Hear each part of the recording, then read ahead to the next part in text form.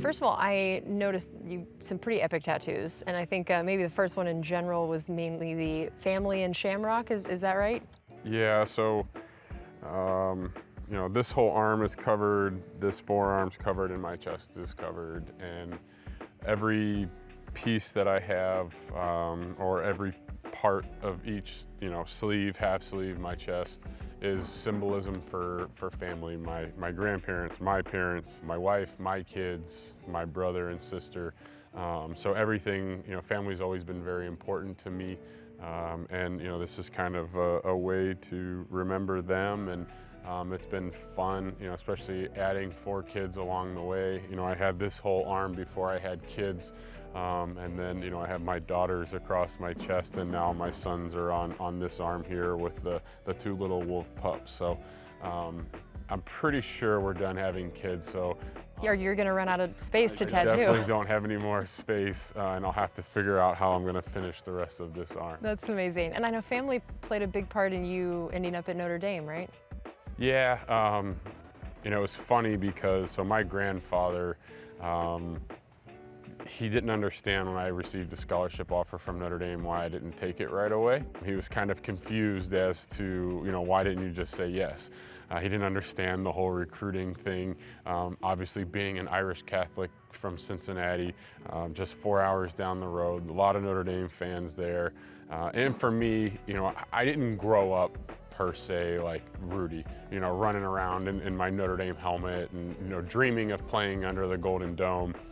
But I did realize very quickly after I was there, getting to know Coach Charlie Weiss and the rest of his staff, the players, the students, it felt like family. I was like, this is where I need to be. This is where I'm supposed to go.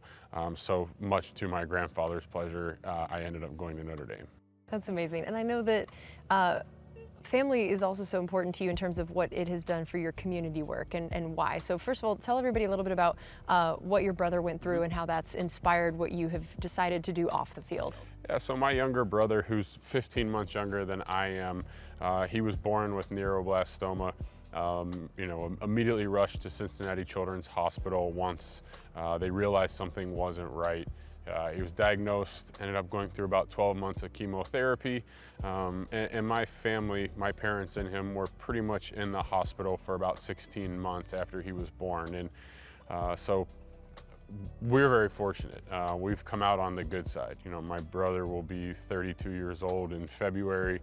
He was able to grow up and live a completely normal childhood, played every sport.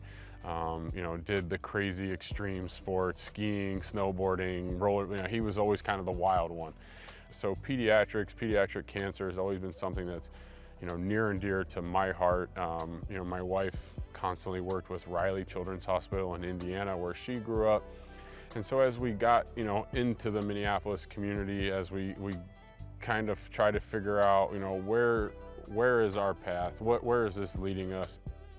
We kept being drawn back to kids and to pediatric cancer.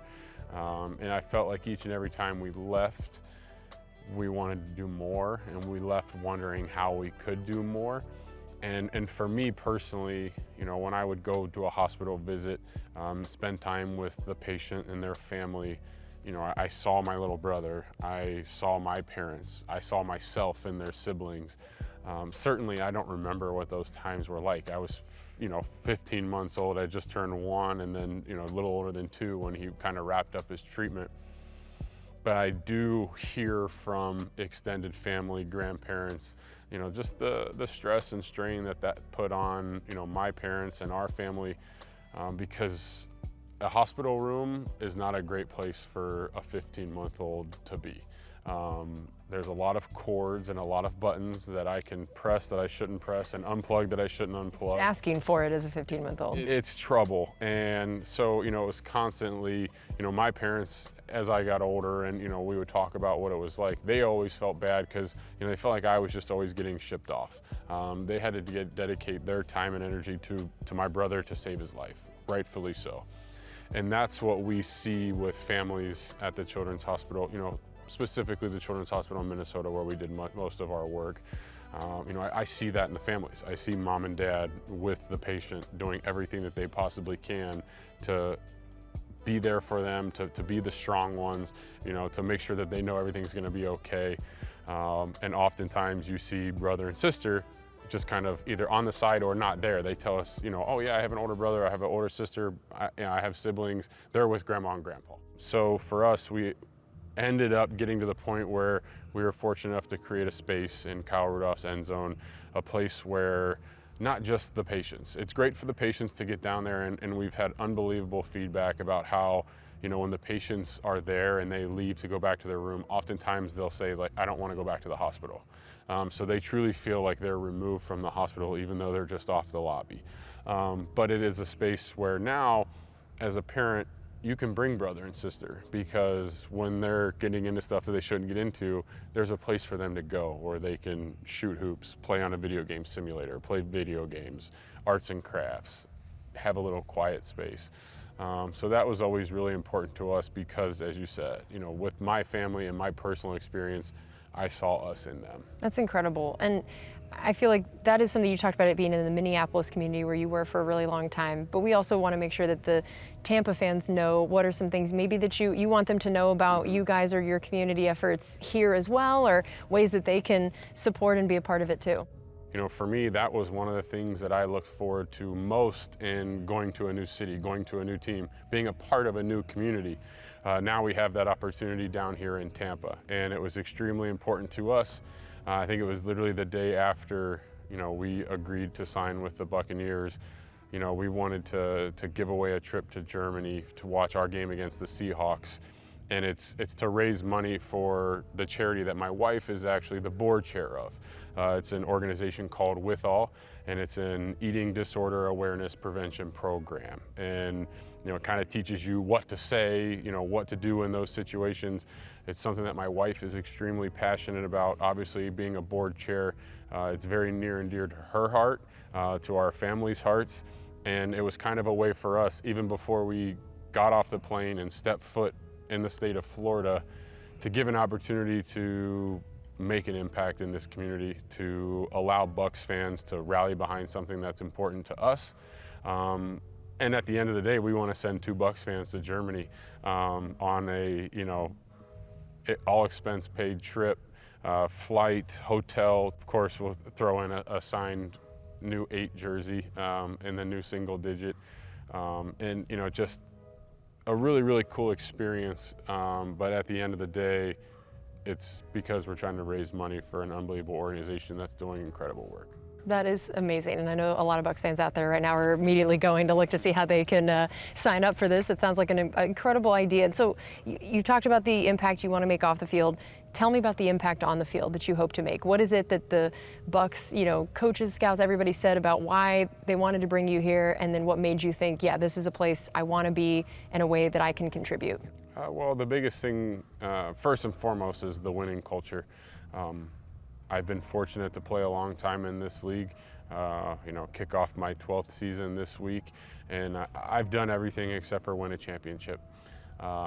That's the only thing that's eluded me to this point, and that's first and foremost, you know, the #1 ultimate goal. And you see that in the culture around here. Everything's about winning a championship. Fortunately, a lot of this roster has been there before, so they know what it takes. I've been close. I've never had the chance to play in that game or to ultimately win that game, and that's why I'm here. And as far as, you know, my role on the field, you know, there's a lot of really good players on this team and on this offense, and you know, I have no idea what my role is going to be or how I can make an impact, but, you know, it's just about going out and working each and every day. I have no idea when, you know, my number is going to get called, when I'm going to have an opportunity to, you know, impact a football game to help this team win, but that's why I'm here.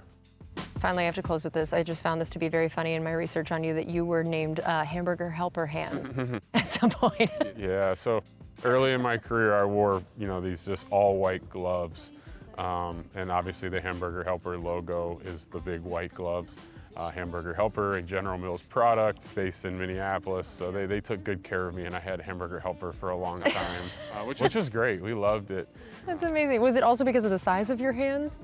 Yeah, I mean, yeah, absolutely. It's, you know, I feel like I have to see now. Let me see a comparison here. Yep, that is pretty ridiculous. Yeah.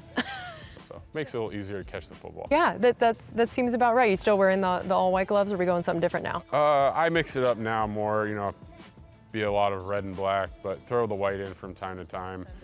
But yeah, it was exclusively all white gloves every game back then, and they looked a lot like hamburger helper mitts. Yeah, how do we, Rudy versus hamburger helper hands? I feel like maybe we prefer one of the nicknames. Yeah, I prefer Rudy, but you know, we've had Rudolph the Red Zone Reindeer, we've had hamburger helper hands. There's been quite a few. But we'll just stick with Rudy. That would be great.